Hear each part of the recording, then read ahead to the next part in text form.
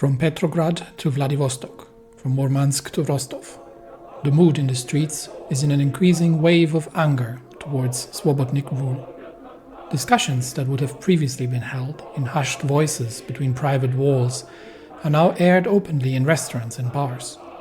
Security patrols, feared and avoided, are now met with open hostility. Preachers, who would have kept out of politics, now openly deride government decisions from the pulpit. Whole villages are in open defiance towards the demands of government officials who came from the cities to reform their land, to the point where said deputies have been beaten and chased out. The military, seeing itself as the guarantor of stability in Russia since the civil war and the victory of the counter-revolution, still reels under the memory of Kornilov's failed coup attempt. While it is generally accepted that Kornilov was wrong in what he did, in private, many agree with his motives. They won't make their own moves, but when it comes to blows, the question of whose side they'd be on does not have a clear-cut answer. The SZRS, riding on the frustration of many who never even knew a time before revolutions and unrest, had been given a mandate to return Russia to strength and to bring the common man on the street work, food and shelter. Instead, the increasingly heavy-handed approach from strong arming opposition to outright assassination, public beatings and disappearances, and the sense that the man in the Kremlin, he who they all voted for, simply didn't care while the country devolved into lawlessness, all this has created a sense of urgency, trepidation, that something would have to give soon. The proposed forced labor laws, conscripting unemployed men into public works of unknown nature and duration, with possibly no compensation beyond a meal a day, leaving their families to fend for themselves, might be the final straw. And while the anger of the mob in the street is without clear aim or goal, other than to flame madly until the fire had burned out, others, more organized, would see their chance to use that anger to depose of the upstart Savinkov and steer the country into a new direction. Apologies if my voice is a bit scratchy. It's winter in Australia right now. The mood in the street in Moscow and all other cities and in the countryside is definitely against Boris Savinkov, so his days are probably numbered. We have started the Moscow-Volga Canal, which is going to be running for half a year, but I am not sure if that is actually going to complete. So, because I don't know if that program is going to be canned in case Savinkov gets deposed, which is what we're working towards. To address a few things, just to address a few comments, because I'm a little ahead in recording at the moment, to address a few comments right now. The China intervention, I really don't have a strong opinion really here, who is winning or not, because this was more to get some exercise in for the local, for the units, and to gain some experience for the generals. So I really couldn't care less who would win or lose here.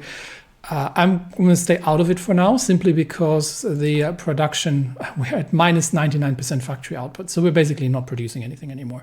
We're short on infantry equipment. We're producing 3 rifles a month at this point, which means that the Afghanistan operation is no longer going to be viable either. So I am going to return these as well. There are no rifles available on the international market. So with simply no more production, I could start decommissioning divisions, but honestly, I'm going to leave Afghanistan to fend for itself at this point. It was an interesting attempt to see if we could strengthen the sort of southern flank. If you're not familiar with the heartland theory, I thoroughly recommend that you look into that. That is a real thing. But in essence, it goes back to the great game with the British Empire. In essence, it goes to say that a thrust into the Russian heartland, it gives you control over Asia. And whoever controls Asia controls the world. So current events in certain areas can always be looked at under that lens as well. It is an interesting part of it. But yeah, we're already short. We're starting to miss a good amount of rifles, and we simply have no more production at home. So we have no stockpiles, we have no more production. I am going to I'm going to recall the volunteers. So because we are actually short on rifles for occupation, for garrisons, which isn't a massive problem, because right now it's just some resistance in the Mountain Republic here, which is decreasing already. Resistance target is 0 because we have a good amount of compliance in the area. But I am actually going to prioritize garrison, because that kind of stuff, if we are facing more resistance, can go out of control very quickly. Worst case, we're just going to demobilize some divisions.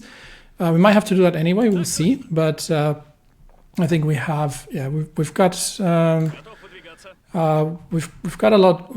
fair amount of infantry that we've got some older cavalry divisions that we can potentially decommission.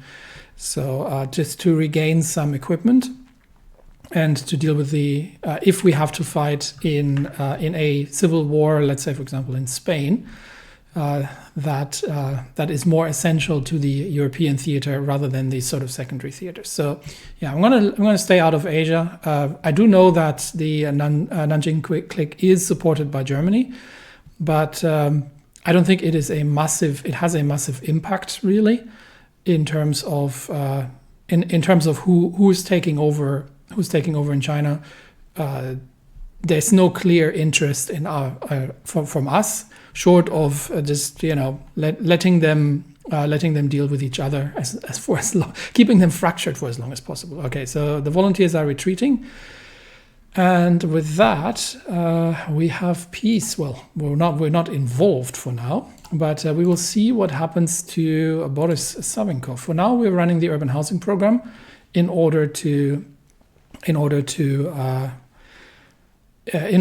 somewhat alleviate the Black Monday crisis, but it is the German. And after that, we're going after the German influence, because that is also quite nasty. But yeah, this puts a massive dent in our factory output, so that needs to be dealt with. So talking about China, Legation Council has voted to providing aid to the Sichuan province, given that there's a civil war going on between the warlords, left, right, and center. Really not. Probably not really going to help all that much, but it is progress, and I can actually speed things up here a bit. We are suffering from everything. Construction has basically come to a complete standstill. So depending on how the political power situation evolves, I think the next item on the list, unless we have tasks that require political power, which are directly going to alleviate the Black Monday crisis. These 3 are already underway. So once these complete in about 40 to 50 days, things will get a little better. But I will try to get out of the civilian economy and see at least into early mobilization, because war support is probably not going to be enough. Oh no, we could actually go to partial. We just need 25%. So if we can maintain war support over 25%, working towards partial mobilization would be a good task to get the country sorted. But first Savinkov has to probably leave. And he is quite isolated at this point. Chaos in the capital. Massive illegal protests and strikes have consumed the nation. Yes, we have done our best to destroy the socialist organization and kill or imprison their leaders, but the socialist revolutionary underground networks remain remarkably strong, something Savinkov would know from experience. The Moscow protests are led by Nikolai Martyanov and Andrei Kolegayev, and despite police breaking them apart multiple times, they have continued for 3 days. The armed militants operating under cover of the protests have intensified their attacks on key SZRS personnel, and in some districts the police have even been steadily losing confidence in the central government's orders. The situation is even worse in Petrograd, and day by day protests are spreading in most cities. Almost 100 people have died already, and the only reason keeping the Vozhd from ordering mass slaughter is the fear that the military may not be entirely on his own side. So he has to be careful on whom he trusts. While Gostrasha units and a few absolutely loyal divisions handling potential mass executions. it will be a tense night in Moscow.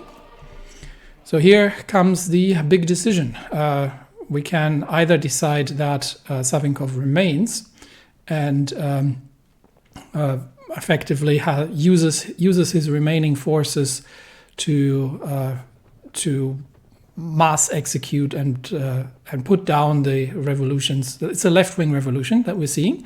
So the left that he thought he had divided and weakened sufficiently, the political wing, yes, but the underground organizations not so much. So either we can put them down, or the revolutionaries are going to overwhelm the capital. So given that we have kept Savinkov in the blind over most of these things and have kept him disconnected, he no longer trusts anybody, especially not the military after Kornilov.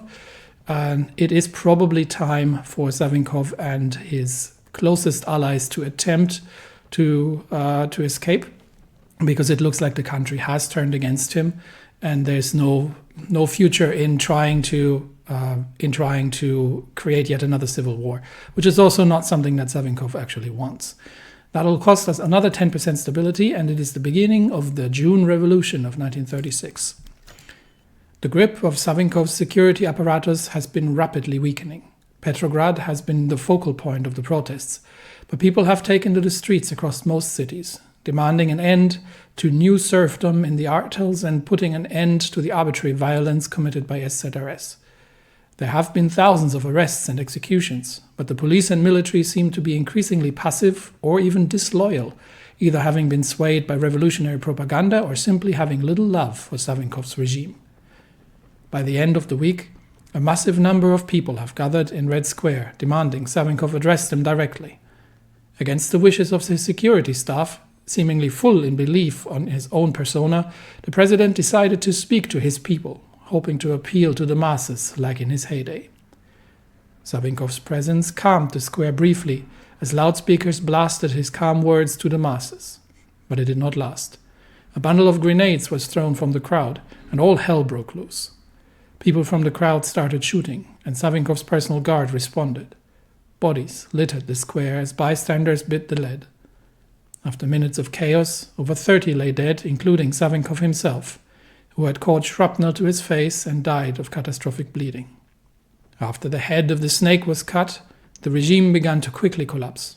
Communications hubs and railway stations of Moscow were taken over by soldiers with red armbands, and they were soon broadcasting the news to all of Russia. Savinkov was dead, shot by socialist revolutionaries who had formed a provisional government to return power to the people from the tyrants.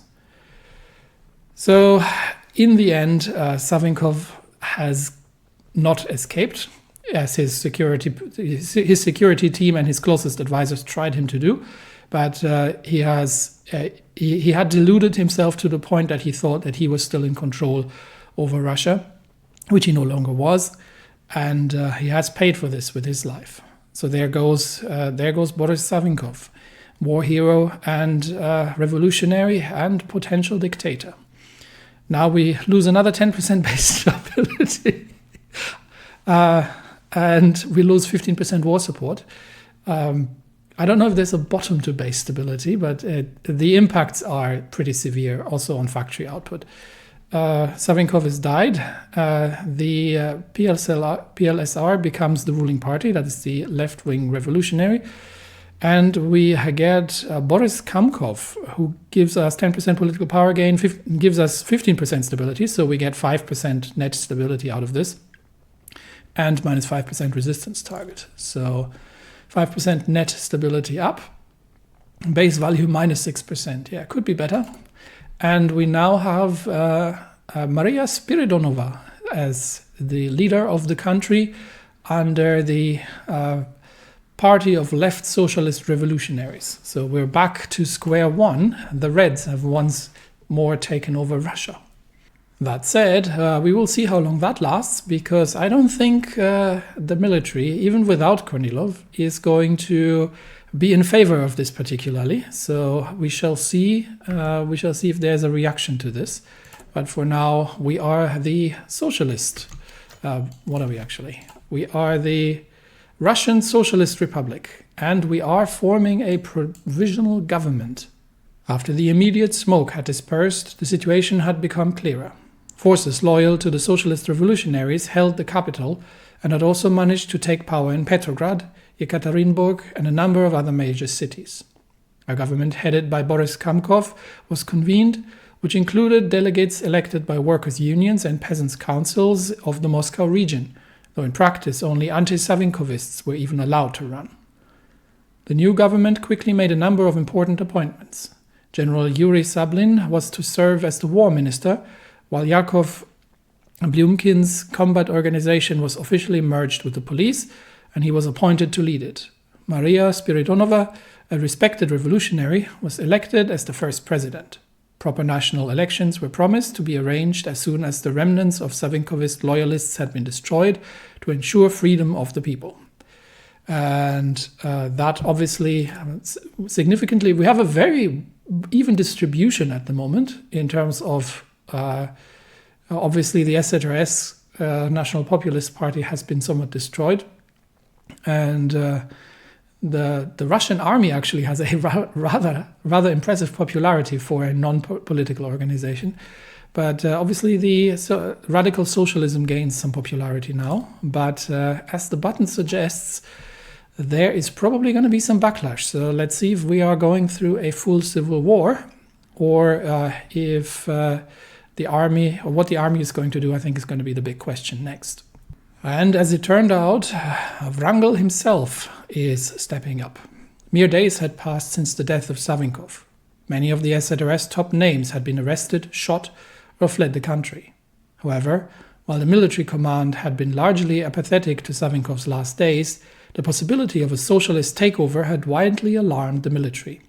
Yeah, I figured it would. The socialist revolutionaries had made power grabs in cities, even appointing a socialist as their own war minister.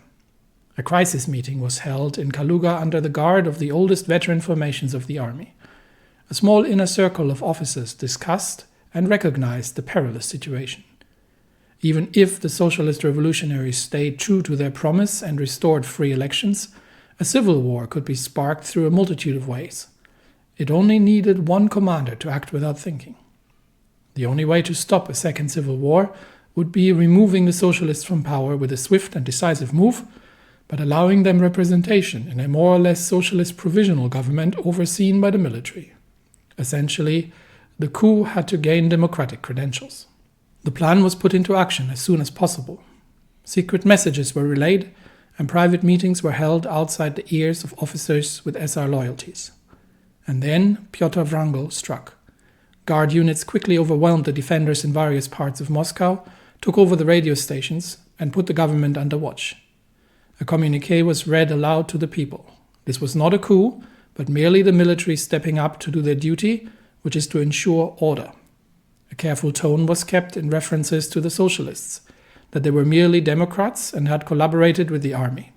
In practice, the government had been threatened with arrest if they did not comply. And the moment socialist revolutionaries lost the upper hand, the military advantage was gone. Moscow was under the control of Pyotr Wrangel. The socialists were still part of the provisional government, but they were forced to allow a large number of non-socialists into this government. Gentlemen, we have saved Russia from another civil war. And Pyotr Wrangel actually takes on the party himself. And we will get Golitsyn with the effect of political power gain 5%, okay, 5% stability, and minus 15% resources to market. That is very much welcome.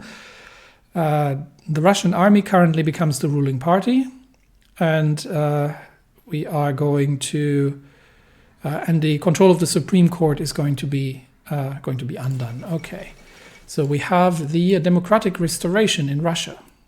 Boris Savinkov is dead. As the president's actions increasingly angered both the populace and the military, mass protests broke out on Red Square, and Savinkov was shot dead by a socialist revolutionary as gunfire sounded through the capital. Amidst the chaos, the once banned party of socialist revolutionaries, with the support of the masses, took control of major cities across the country. However, the military, under the leadership of Pyotr Wrangel, took over soon after to restore a more moderate government. The new government has promised to restore order and create measures against tyrants from taking over again. So what does that mean? Yes, so right now we've got Wrangel in power, and we've got Golitsyn currently as an advisor. Wrangel is also our head of army, and that has dealt with a fair amount of negative. The whole affair has dealt with a fair amount of negative things here. So the German economic influence remains. Black Monday remains. We have the remnants of the VES, which costs us 10% stability and minus 20% construction speed. So we'll have to see how we can get rid of that. I would assume that we have a new focus tree. Yes, we do. So let's have a quick look on what's going on here. So this is okay. That's an autofocus. I think that's just an event based, and then we will basically be able to create a new government, to create a new state, if I see this correctly. So, but that's all in the future. So nothing in terms of Black Monday really has opened up. What does the event tree look like? We have completely lost the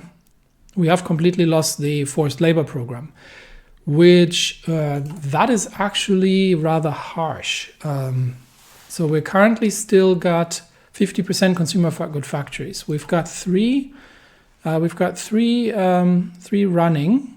That gets it down to 20%, and then we've got the urban housing program, which is going to get it down to 10%. So I think do we have another one for Black Monday? So there's the focus that I think that'll clean up pretty much clean up Black Monday. We might have actually gained some. If we had run the forced labor for a while, we might have gained some bonuses out of that. But I'd rather get this over with early, and because I don't think Wrangel isn't going to stay, so he's just leading the revolutionary government. So right now we're back into being the Russian Republic. And now we probably have to decide where things go next, because it did say that it's a provisional government. I don't see any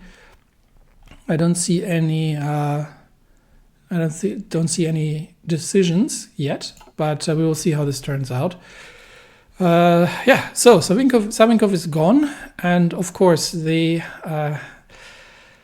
little conspiracy that has been pulling the strings behind the scenes is seeing things going their way, such that now the road is open to attempt a restoration of a figurehead as the head of state, and a more inclusive, positive Russia that will be democratic, and the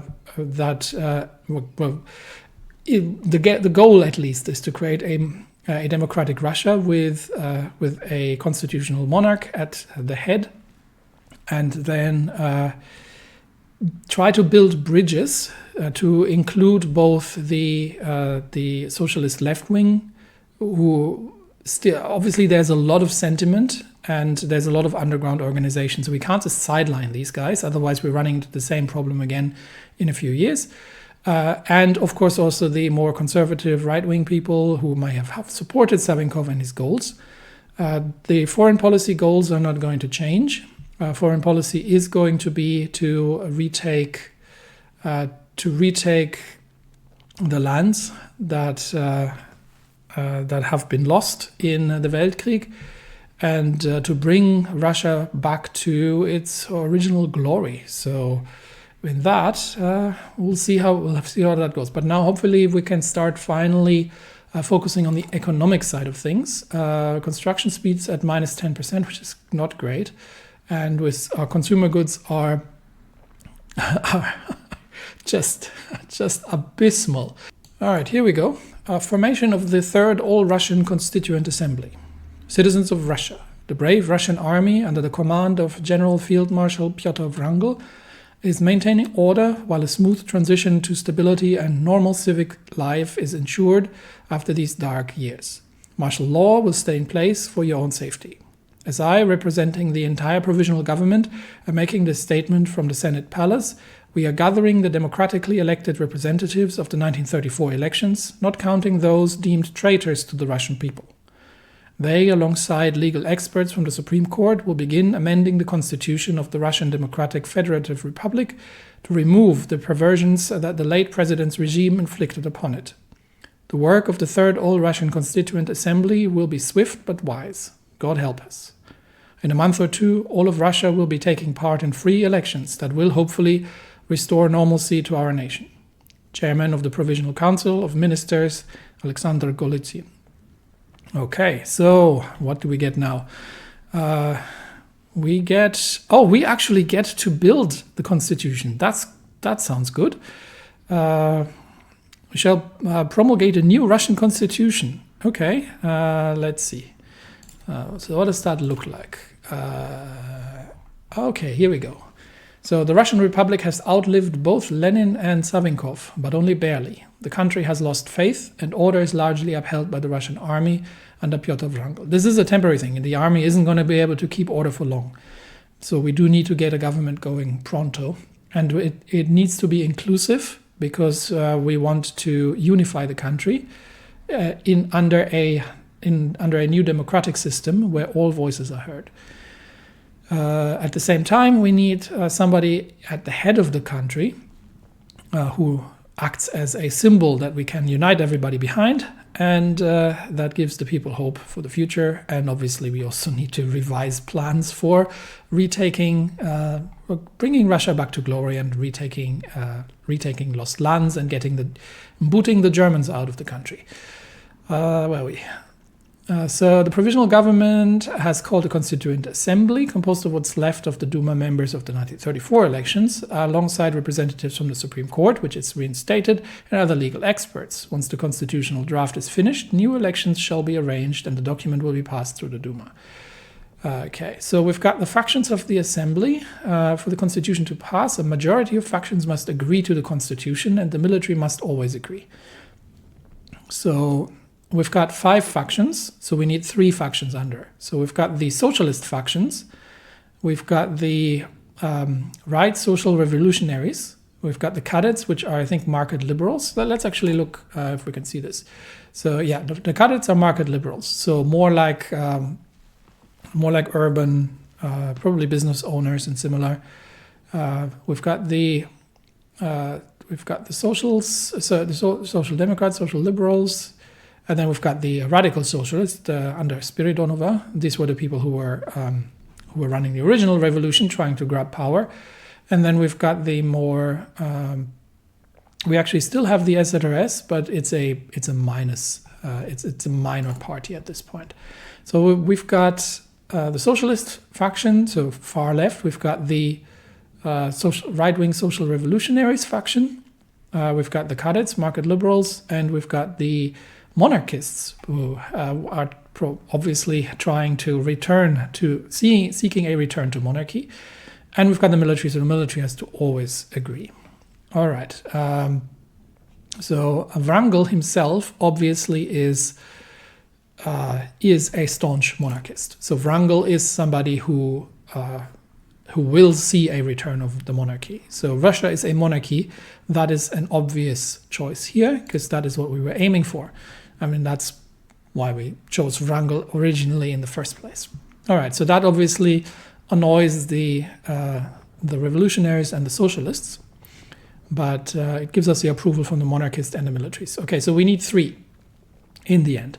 Now, we only need 3 to pass. However, I'm not trying to create a biased constitution or too biased constitution, but I'm going to try to create an inclusive constitution where everybody has some form of input. So this might take a while.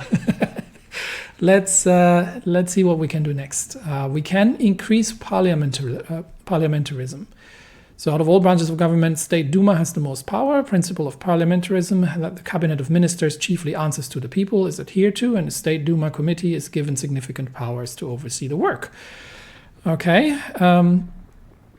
Okay, so that disables a few national focuses. Military opposes that idea because the military sees itself as the guarantor of stability in the country, but socialists and rightists are. Okay. So these are opposites, right? So we can take parliamentarism or we can go via executive decrees. So government's empowered over the State Duma and has extensive freedom in the application execution of laws and is ultimately chiefly responsible to the head of the state, not the State Duma. So basically, empower the parliament or empower the executive. Empowering the parliament is what we were trying to do here. So I'm going to go with that. I can always reset this if it doesn't work. So for now, I'm just going to go with what I think is right, and we'll see if we can make it work that we get 3 factions to approve. We do need the monarchist faction, obviously, to approve. And we need the military, actually. We don't need the monarchists strictly, but given that Wrangel is leading that effort, I think that's where we're going. All right. We can increase the electoral threshold, so that generally means only larger parties can join. So that will favor the Constitutional Democratic Union. That's probably cadets if I'm going to go by the color scheme here, or the Socialist Revolutionaries. And the monarchists oppose this, or we can adopt a proportional system. So more smaller parties. I think the higher electoral threshold is not a bad idea because we are in a very unstable situation. So we need a functioning parliament, and having a million small splinter parties in the parliament can easily block decisions and gridlock everything. So since we already went with where did the other one go? Oh, okay. So we went with increased parliamentarism, but we're going with a higher electoral threshold. Okay, so that gets us, we can't pass it. Okay, so in order to pass it, the cadets must support the monarchist restoration. Interesting. Okay, so how do we get the cadets to support the monarchists? They're currently supporting the constitution, but it's still grayed out. And we need at least 6 articles. Okay. Each disapproving faction will increase their respective anger. Oh, so there is an anger mechanic after this. Okay, interesting. So let's try to get everybody to begrudgingly agree. Let's see. So not the proportional system. How's this still available? This should be the opposite of parliamentarism. That should not be available, actually. Weird. Anyway. We can do a legislative judicial review. So Supreme Court is elevated as first and last line of defense against government tyranny. Sounds about right. To avoid the subsequent capture of state by radicals, many sectors of legislation that are concerned with the structure of government, court systems, or elections will also require the approval of the Supreme Court. Okay, that's an interesting one. So we're actually effectively giving the Supreme Court veto rights on the legislative. Interesting one. And alternatively, we have the defensive democracy clause. This doesn't even seem to be exclusive to each other. So let's see what that does. Democracy is so precious that sometimes it's justified to defend it through undemocratic means. Okay. Defensive democracy laws give the government and courts power to ban movements and publications that agitate against the legal constitutional order. That is a very dangerous one. If you look at current politics in Germany, where a certain party that has a large public vote is being attempted to be removed, and I neither agree or disagree with this. I'm just stating the fact here. I'm not taking sides, but I'm stating the fact that I find it rather dangerous that you can that you give this option to effectively tell a large fraction of the electorate, no, you're not allowed to participate in how you want the government to be run. So these aren't exclusive. So we might probably, so this would be give us cadets and monarchists, but not the socialists. I think the socialists are going to be the hardest to please here. I'm not particularly in favor of either of them. So let's see if we can ignore them. We can entrench federalism. So post-war national focuses grant plus 5% compliance. Okay. Yeah, meh. Not too concerned with that. That would be socialists and right as are. So the obvious opposite now is weakened federalism. Yeah, they're the prerequisites. Okay, so these are actually exclusive. We can weaken the federalism and work towards a more unitary state, and or we could entrench federalism towards a more localized. Given the size of this place, I'm inclined to work towards federalism, honestly. So simply because you're too far away from, you're physically too far away from the central government. The place is way too large. So entrenched federalism, I think, is probably not a bad idea. Let's see what that looks like. So now we need to, now we're going into religion. Okay, so we can go secular or we can go orthodox. I think orthodox is probably something I would go with. State orthodoxy. Because the church has, however, there is a downside to that, because there are fair few regions here which aren't Christian. So that is certainly a factor to be considered. Okay, let's see first what else we've got. Restriction of nationalization. So right to private property. The monarchists are not a fan of this. Interestingly enough, the socialists, of course, aren't, but the cadets obviously support that. So buffs the national focus privatization of state businesses. But we are probably going to be needing a little bit of support for the monarchists to balance things out. How many more do we have to do? Pass the Constitution, 6 articles. So we've got 4 right now, so we've got a few more to go. Repeal the communist ban. That would...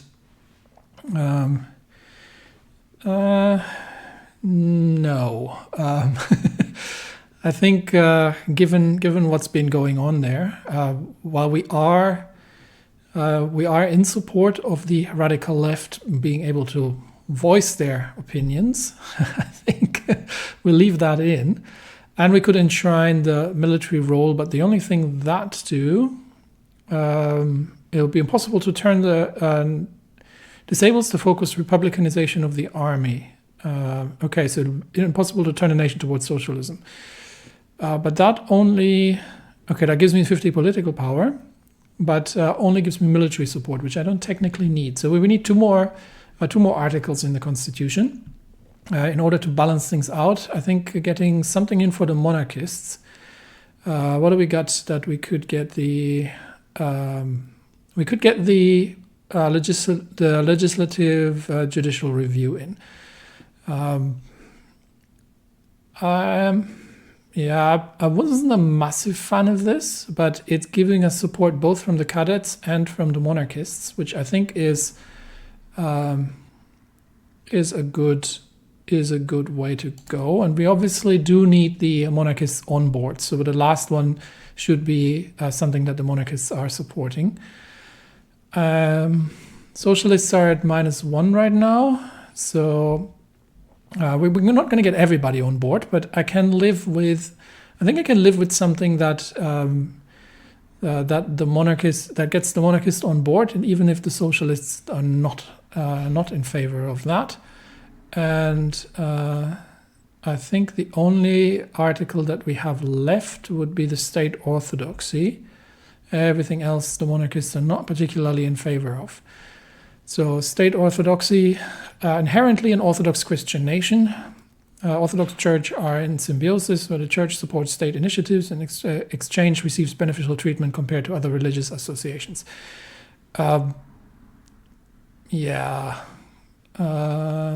Actually, can we pass this without the Cadet faction's interesting. The Cadet faction needs to support the monarchist restoration. So we don't technically need the support of the monarchist faction. But I do need to get one more in. So that would give... I think that would this combination would probably give us the broadest possible appeal. So what have we got now? We've got a monarchy with increased parliamentarism, but a higher electoral threshold and special roles for the Supreme Court to reign in the legislative if it goes out of board. And we entrench federalism, and as a concession towards the monarchist conservative faction, we're making Christianity, the Orthodox Christian religion, the state religion.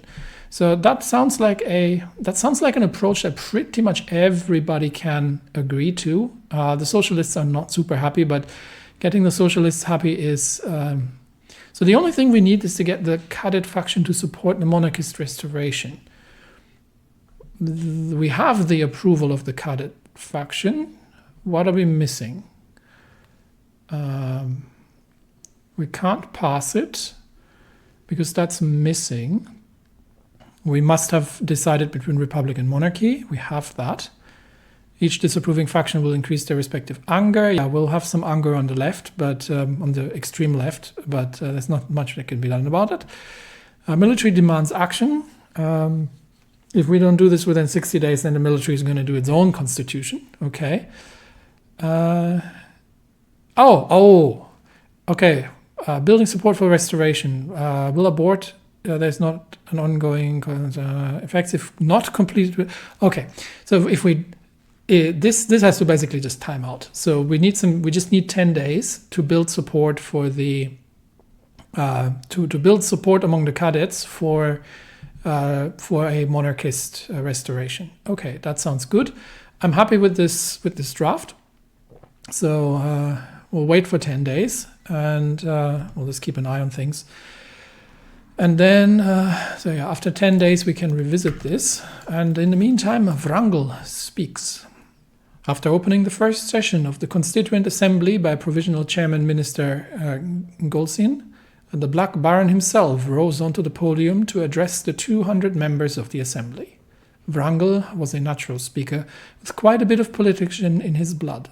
He thanked the Assembly for their important work for the nation, but reminded them that ultimately the freedoms of the Russian people had only been saved by the watchful army. However, if there had been a monarch, even a relatively weak constitutional one, holding the most prestigious position in the nation, bandits such as Savinkov could have never gained total power.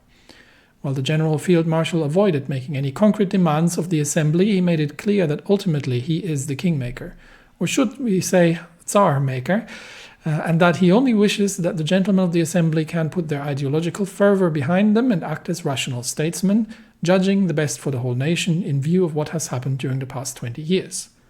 The applause was largely lukewarm outside of the right wing. The sword of the Black Baron hangs over the Assembly, expecting a monarchist restoration, and there seems to be few other options. Yes, no, indeed. And the idea, again, here is to have a constitutional monarchy, not a... We can actually pass more stuff, but I don't think there's anything that that would get us anywhere that both the monarchists and the socialists agree on. So I think we'll leave it as that. We don't really need more support on any of the sides. No, I'm happy with this draft. Everything else can be left as is. Is there anything that gives me bonuses? Not really. Okay. So we're all good. So we just literally have to wait for 9 days for this to time out.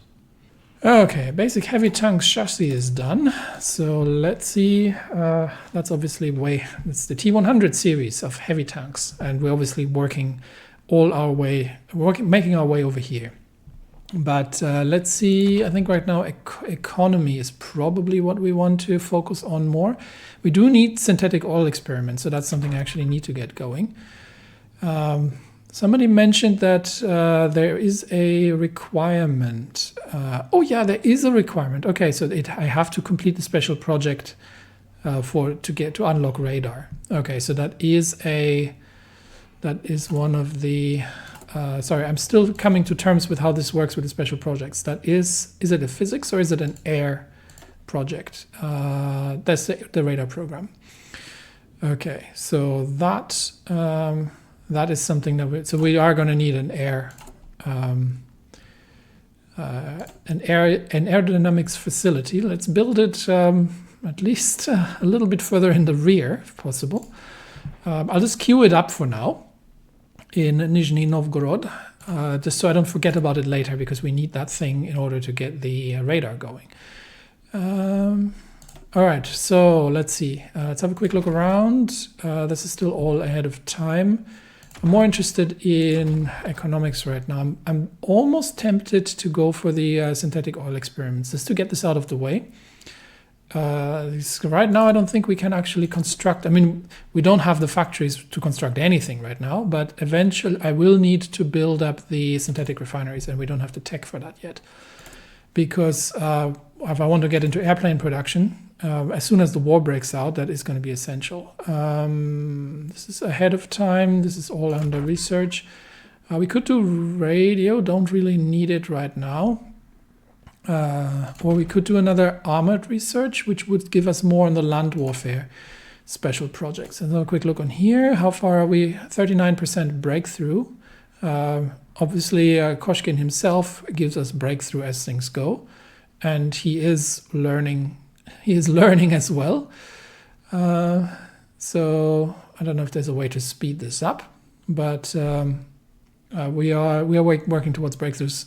Do I need one of these sooner rather than later? Flame tanks is something I'm going to need. So that's probably the first thing I'm going to be getting into to get the, because I don't think I can build can I build the flame tanks without this? Is this a general change that if I want to build the, where did flame tanks go now? Is it not in engineers anymore? Okay, so it's moved out of engineering and it's become a special project by itself, basically. So that makes sense. So I do need to do that. Okay. Yeah, it creates the light flame tank and unlocks the flamethrower. Okay. And the medium flame tank and the heavy flame tank and the equipment modules. All right. So that project is one that we're probably going to have to do sooner rather than later. But yeah, I'm not going to focus any research on that just yet. I think we are going. I am going to get the synthetic oil experiments out of the way. I would love to have an industrial concern. What do we get? What do we have here actually? That's construction speed instead of research. That's actually quite tempting. We've got some weird ones here as well. So the industrial concern is very much not just research. This is infrastructure. That might actually be quite useful at some point. Radar tech. This is general. Oh, this is quite powerful. Lots of research. Bonuses here. Construction factory 5% factory output and 10% industrial research. That's also quite tempting.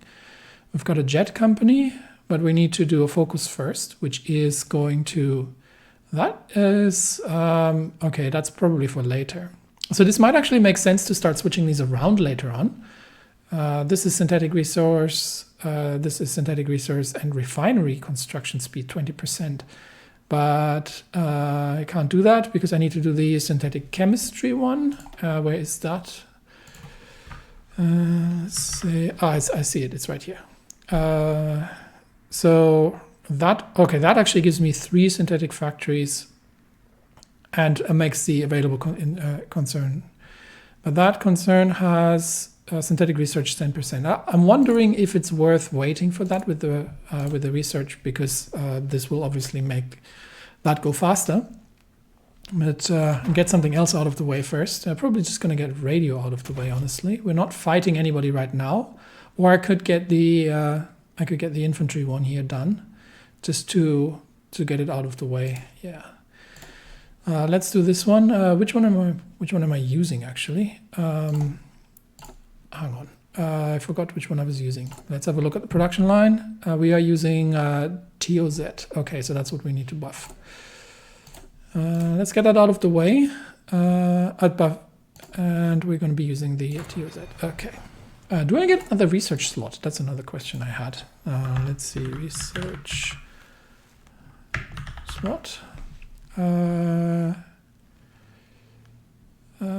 there. Okay, so the Academy of Sciences, I just need 100 factories, and then I can get another research slot. So with that, we go up to 5, but I don't think we get 6. Okay, 5 is a good start, and we have Putilovets designer. That is the heavy tank designer. Right. Okay, so we are going for, what can we get? Okay, so we can either get 10% armor or 20% armor and lower speed. I am thinking of, I mean, it's kind of the same really, because I'll have to balance it over engines anyway. So it doesn't make a huge difference, I think, because I'm not necessarily going for speed with the super heavy tanks anyway. I might just go with the extremely heavy armor, and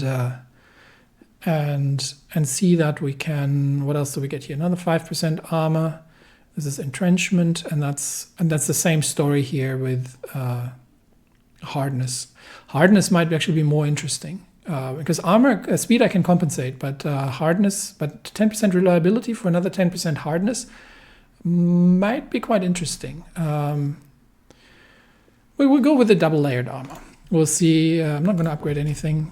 I don't have the army experience anyway, but we are going for very heavy tanks. And 9 more days. All right, let's move on. Oh, here we have a speech that's necessary. The speech of Dmitry Pavlovich Romanov. Later accounts would popularize Dmitry Romanov's speech to the Constituent Assembly as a deciding factor for the restoration of monarchy in Russia. Honored representatives of the Constituent Assembly, let us consider a hypothetical scenario. If Russia had been a monarchy of sufficient authority in 1934, the parliamentary coup of the up-jumped terrorist would not have become fait accompli. Instead, the emperor may have appointed an emergency government to deal with the threat in cooperation with those who are so proudly fought until the last. But instead, this democratically elected tyrant crushed all opposition after ascending to the highest office of the realm, not held by the emperor, but the one who shouts the loudest. Only the brave actions of Baron Wrangel saved countless more lives from death and torture. Am I condoning the military coup? Without it, many of you, ladies and gentlemen, would be in hiding, arrested, or even dead. The Russian Republic was built with its brave army as the first and last line of defense, and all of us must admit that it worked, even if we had to go through terrible years first. I appeal to your reason, honored representatives. Let us not start another gamble. Democracy is a precious principle, yes, but it can also be hijacked for nefarious goals, and the army is obviously not the ideal safeguard against this. Can you see any better safeguard than the existence of a constitution-abiding emperor, one with enough power to check any demagogue trying to gain power? Are you willing to gamble the future of our children in the hope that another madman does not rise into power through the abuse of our democratic system? Can we really afford to repeat our mistakes? Even if your heart is against the monarchy, listen to your reason, for in politics it is often who gets the last say. Well spoken indeed, I'd say. Goes pretty much in line with what I had in mind for the whole for building this new country, and for restoring the monarchy. We have a coup d'état in Siam. So news emerged from Bangkok. A group of officers, the People's Party, seized control of the government. Key government officials under arrest, and the king and his heir are said to be safe and well looked after by the new government. A statement was issued by the new prime minister announcing that this was not a military coup, but rather a peaceful transfer of power at gunpoint while a constitution is put in place. Concerning indeed. I'm still waiting to see if German East Asia is going to get an insurrection. How are they doing over here? They seem to be making progress towards the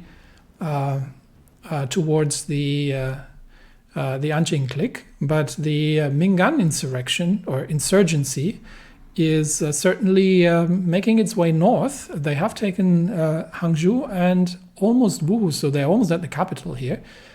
So I think when these guys are gone and this insurgency can fully focus on that, we will see how that turns out. Now this is a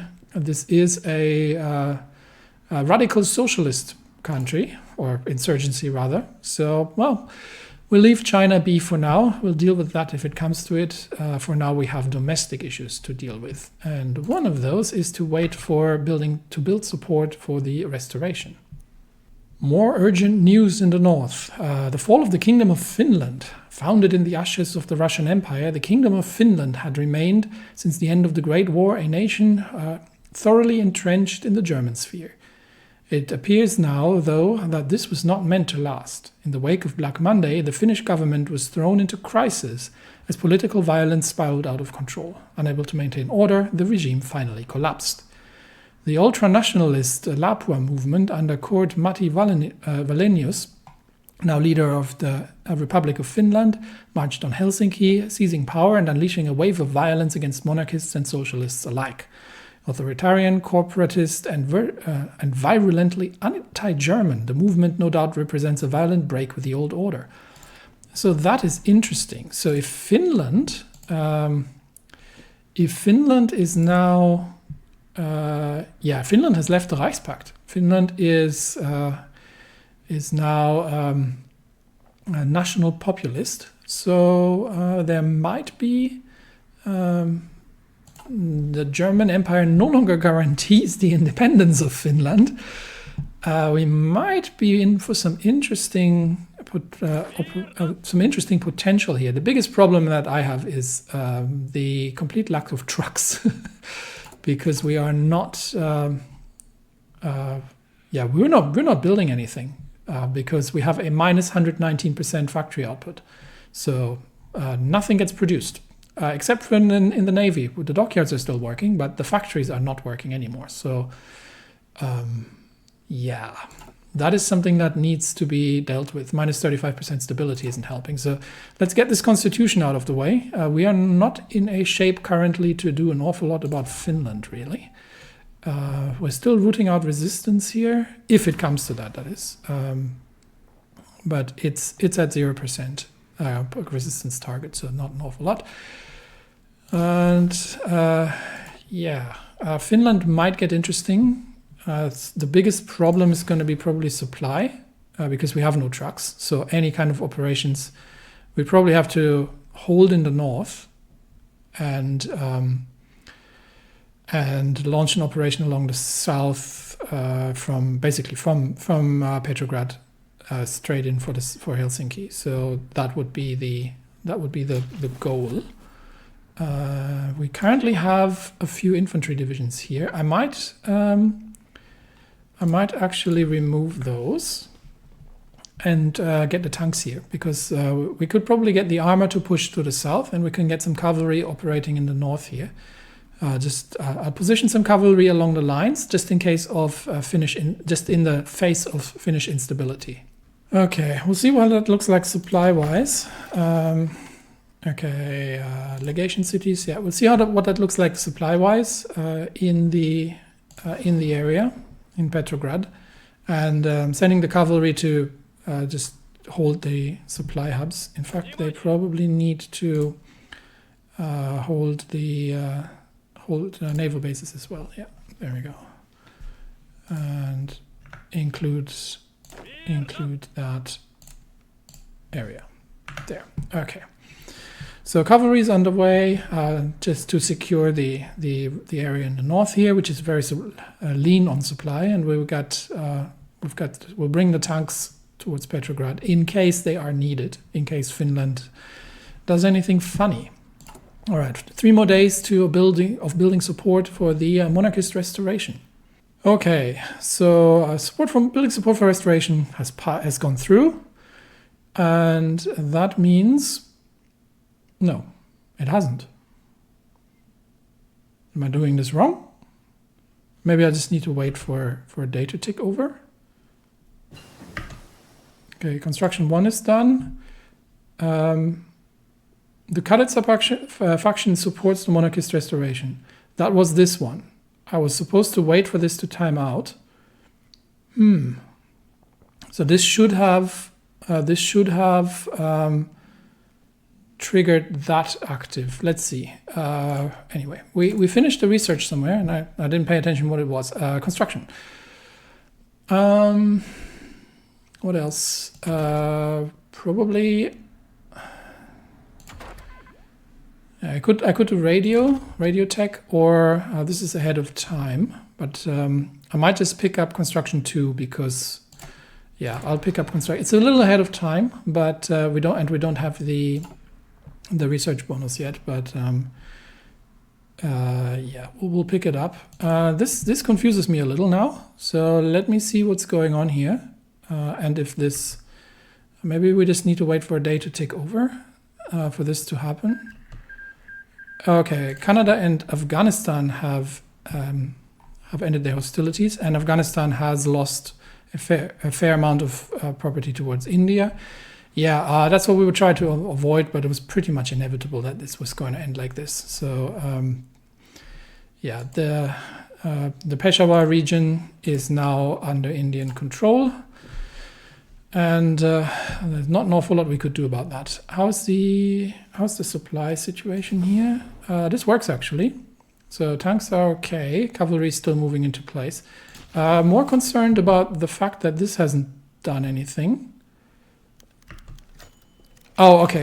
Here it goes. Crisis in the Cadet faction. Wrangel's proclamation that the army expects a restoration of the monarchy was like a fist in the face for Russian liberals. The socialist revolutionaries and the left almost immediately had a nervous breakdown, while Richter almost called for a popular peasant uprising against the Tsarist baron. Only a small part of the SR party had been willing to adapt, but they were quickly silenced.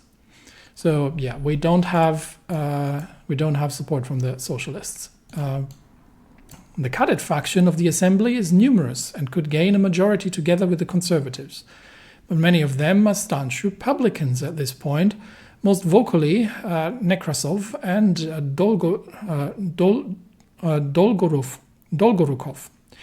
Even if they could be persuaded towards a constitutional monarchy, the fact that the monarchist clique of the army is essentially forcing the assembly to legitimate a monarchical restoration at gunpoint is wrong in principle for most. In private, Golitsyn visited the group and pleaded with the cadets to listen to reason. They would probably remain the strongest party in the monarchy regardless, especially if they could restore monarchy on their own terms and defang the more reactionary monarchists in the army. That is sort of the idea. We're not trying to recreate the Russian Tsardom, but democracy with a strong monarch as a symbol for the country to unite behind. The right cadets like Kartashev and Konovalov had even started to admit that there were some benefits to the Romanov restoration, arguing that it could create political stability. You see, you always find somebody who can think of reason. One by one, the cadets were swayed, either by cold, hard pragmatism, spineless ambition, or a genuine, refound belief in constitutional monarchy. On the fourth day of the assembly, a still hesitant Maklakov had found himself at the helm of a largely constitutional monarchist party. So the Cadet faction now supports a monarchist restoration. That is amazing indeed, which means we can now pass the constitution. So let's do that. And with that, the constitutional draft has been accepted. The Third All-Russian Constituent Assembly has accepted the new Russian constitution after a lengthy debate. Even though it has not been ratified by the Duma, it is highly likely that the consensus holds, save for possible minor alterations. The politicians and legal experts of the Assembly have given the constitutional draft to the interim government and resigned in unison, dissolving the body. Hopefully, their document will prove stronger against authoritarianism than its predecessor did. So now we have to elect the imperial regent, and Wrangel is going to announce elections. So right now, Pyotr Wrangel is still in power, but he is going to announce new elections. and we are going to get a we have approved most likely approved a new constitution for Russia, and we are going to get ourselves a new monarch, and that's what it's all about.